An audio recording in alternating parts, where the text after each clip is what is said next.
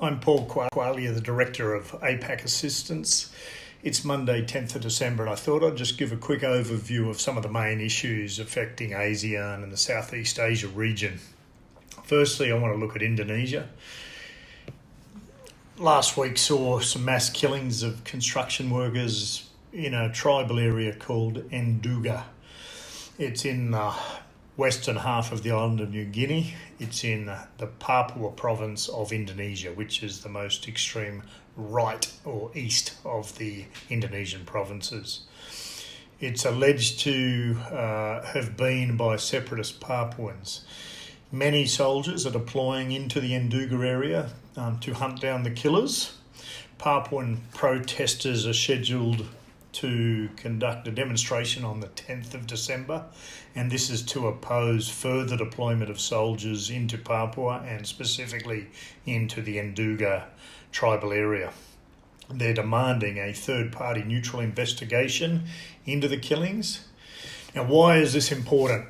What is Nduga? Why is it relevant to the wider social and economics of Indonesia and indeed internationally? Freeport is a national strategic asset of Indonesia, therefore it's protected by the military. In Papua, there is a massive military deployment which Western military analysts would perceive as being extraordinarily excessive for the relevant threats there. In the Indonesian system of looking at their threats, they have a National Resiliency Institute. It comprises hierarchy of military and civil societies, of academia and major relevant ministries. Within that, to try and overcome many of these community disputed areas, they have a very elaborate establishment of doctrine for conducting community policing. Apart from the BP Teluk Bintuni region, which is the large gas project in what's called the Bird's Head region of West Papua, which is the second most eastern province of Indonesia. Apart from there has been no establishment of any professional community policing systems. The community relations is also quite centralistically controlled and quite backward or primitive in its level of influence and capacity. So, Nduga, why is that important? Nduga is one of the 6 highland tribes that are in the highland area where the Freeport McMoran mine is. The Freeport mine used to be, until a few years ago, the largest mine in the world, and it is soon to be the largest underground mine in the world. And we're looking at production there in terms of how much ore is processed, of about 300,000 tonnes of ore daily. Now that is bigger than many economically or commercially viable mines will produce in a year. So there have been many shootings recently in the Freeport area. There have been both expatriate and Indonesian victims, and indeed victims within the security forces. The major incident of note, though, was the shooting of international school teachers in the Freeport area in 2002, where they basically went for a picnic and they were ambushed military style. Now, many analysts believe that Papuans would not attack Westerners or Western teachers, certainly not in such a planned manner. Now, 16 years later, the massive security force from the army deployed into that area, into the Freeport area alone, still struggles with what is pretty much a low-level group. Their training and capacity of these alleged Papuan groups is indeed, they're a primitive group. They're not trained. They don't have weapons unless they capture them. And fundamentally, to struggle with a group of this capacity leads to conspiracy theories that are they really a separatist group, or are they indeed being created to justify a larger than necessary deployment. Obviously, next May is going to see an election in Indonesia. We are still tipping a very, not necessarily a landslide, but an extremely comfortable victory to the incumbent, and Prabowo's not making much headway. So fundamentally, we're saying that the Islamic-related parties are losing influence, and that Jokowi's going to win unless there was a tragic sliding in the currency value. In Malaysia, the International Convention on the Elimination of All Forms of Racial Discrimination continues to be a big issue.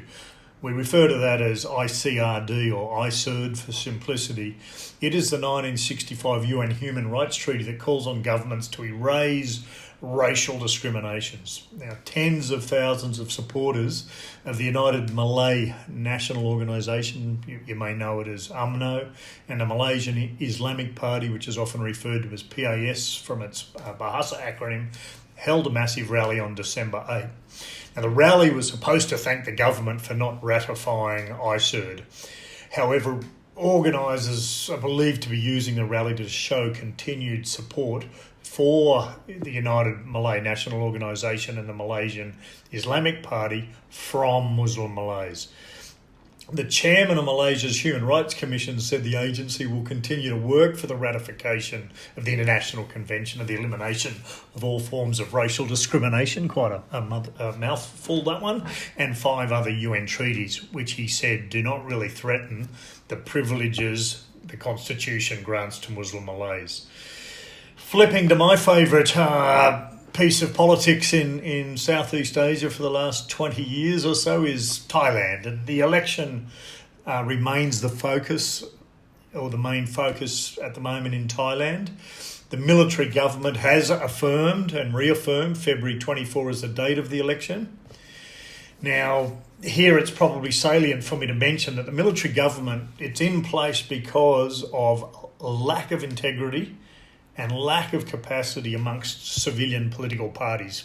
Now, this comment is valid to all the previous non-aligned military parties and the new parties that are aligned to Thaksin, and the main opposition parties that aren't aligned to Thaksin, such as the Democratic Party. Sadly, there has been a lack of governance, a lack of unity within each political party. Whether they're in government or opposition, there has been a lack of governance capacity. What is even sadder than that is there's been, particularly by the Thaksin-related parties, a disgraceful lack of governance, integrity of government, and appalling and consistent abuses of power by the parties, particularly the Pheu Thai Party and its various incarnations. What many people in the West and analysts both in Asia and beyond describe as a coup is perhaps better described as, in this case, as a necessary intervention. When we look at some of the abuses by previous governments, we're talking the transfer of hundreds of millions, perhaps even billions of dollars of national assets into companies whereby the Thaksin family were the ultimate beneficiaries. So, there's this belief that he was being trumped up and unfairly dislodged. It's not the case. People need to look at why the current military government, with the support of a royal family that's given great stability to Thailand, has elected to allow a military coup, or indeed to orchestrate it. A Western-style democracy, Thailand is most certainly not. That the ban on political activities will be lifted soon, albeit more for show than for real go. The current main non-military aligned parties are continuing to protest the military government and the election commission's alleged bias for pro-military parties. That said, Prayut's a master strategic mind, and he's got Thailand's best welfare in place. On the other hand, Thaksin, who's obviously outside of the country, is a master strategic player, but behind his feigned philanthropy is a desire for power, for wealth. The best interests of protecting their rich culture, their unique architecture, their proud history, and indeed their wonderful cuisine is not Thaksin's primary focus. These are the things that make Thailand the 9th most popular place to visit on earth, with visitor numbers approximately about 32 million a year, which is close on half the Thai population, and thus make tourism a critical part of the economy. And despite media and Western analysts stating the economy will be destroyed by a military-run government, the economy continues to expand at a tad over 4%, which, if we look at other major economies around the world, is quite okay. Add to that Thai society is generally supportive of the stability and governance that is currently being displayed by the military government, and also that the government has broken the ongoing, never-ending squabble by pro-red with pro-yellow forces in what's become really a comical and kid-like series of self-centred and obstinately styled protests. And the people of Thailand are actually welcoming the new government, and all the polls show that they actually are impressed by both Prayut, who's the preferred person that they want to see as Prime Minister, but they also, as a Thai society generally, very happy to have stability of government and government governing. Now, where I am at the moment, Singapore has recently had some territorial disputes with Malaysia, both from a maritime and an aerial perspective. The two countries have expressed a willingness to settle their ongoing incursion disputes through negotiations. They've yet to set a date and venue for that, but between the maturity of the new Malaysian government and the rock-fast and steady-fast Southeast Asia government of Singapore, this is not an issue other than of interest in the news. It's not going to create any instability. And the Philippines, on the other hand, the government has proposed a third extension of martial law in Mindanao until the end of 2019. Now, some senators said President Duterte will be calling a joint session of Congress on December 12 to officially present the proposal. The proposal is expected to be granted with less lawmakers voting for it. Many senators in particular are opposed to the proposal because martial law has not stopped Muslim terrorism and communist attacks in Mindanao. So a lot of them feel that it should be in very, very specific areas. Mindanao is a very large geographical area.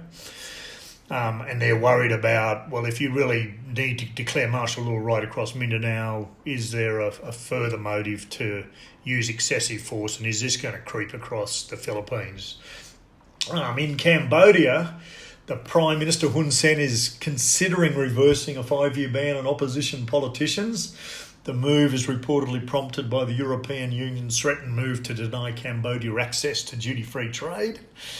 The reversal of the ban is now being considered after it has served its purpose, which was fundamentally ensuring that Hun Sen got elected during the elections and obviously gave himself a real chance to be re-elected in a landslide when he had banned all the other political parties. So that's a quick recap of Southeast Asia.